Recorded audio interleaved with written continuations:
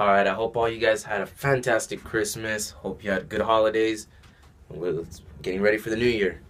But anyway, I want to talk to you guys right quick about something. Now, is it true or is it not true? As car enthusiasts, we change our mind a lot.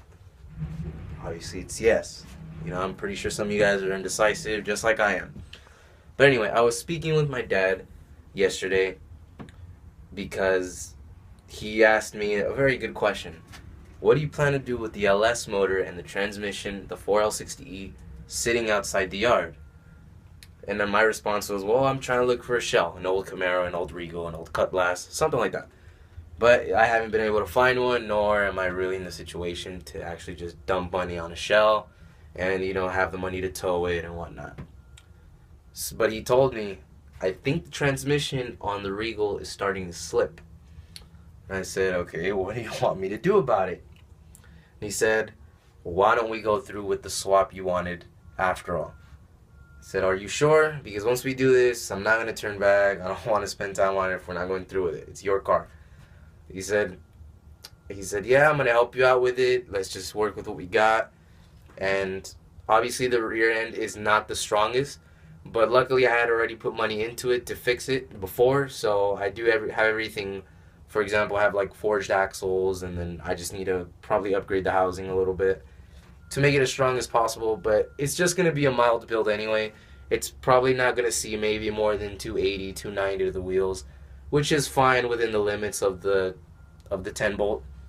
But later on, I probably will do power, but like I said, I just want to use the motor, use what I got.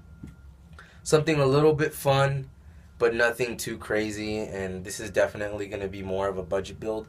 But without further ado, let's get straight into the list. We're going to get straight into the parts we're going to need. I know I'm probably missing some, but it's a good start to what I have. I do want to get this done as quick as possible, being that I like to be proactive, if that makes sense, guys. For example, if my main daily breaks down or it doesn't work or has a problem, I got the extra car just ready to go. Bam. I don't even got to worry about it, and it just gives me time to repair the other car while I'm using the extra one. And this is our extra car, so that I do want to get it done as quick as possible. Better plans or better power goals later on. But let's get through this list. Obviously, rotors and brakes need to be upgraded. Dual exhaust is going to get done. Oh, I barely fucking noticed I spelled that wrong. But yeah, dual exhaust is going to get done.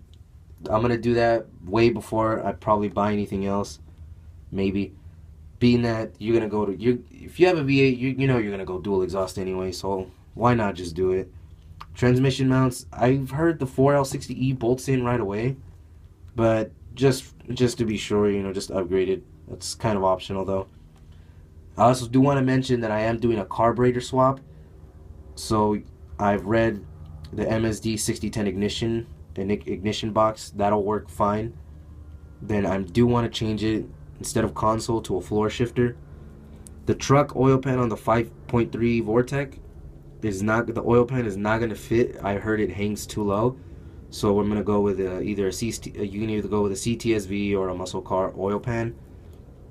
And as for the manifolds, the truck ones are not going to work, obviously. I've heard F-body long tube headers can work, but some modification needs to be done.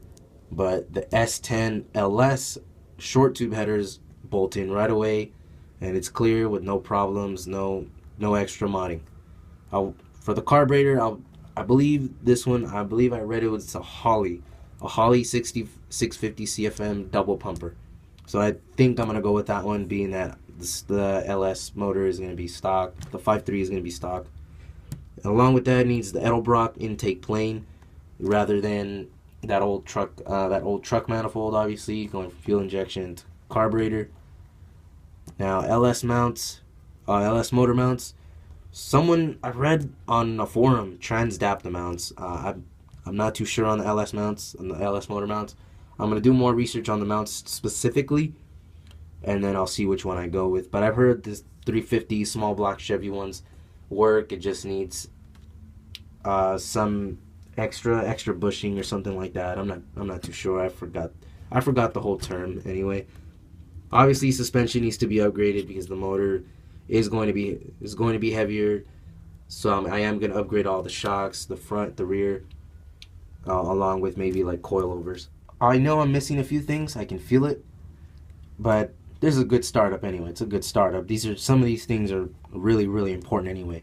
Oh, here's an obvious one. When you have a carburetor, obviously, you know, the air filter. I'm gonna try to get a part or two a week. Maybe I'll get the cheapest ones first, and then, you know, that way just able to save a little bit more for the more expensive ones. But I'm excited about this build. It's gonna happen. I know it is. I'm gonna go through with it this time. Like I said, a part or two a week, and I'm gonna try to get this done as quick as possible. Stay tuned, guys. Catch you next time.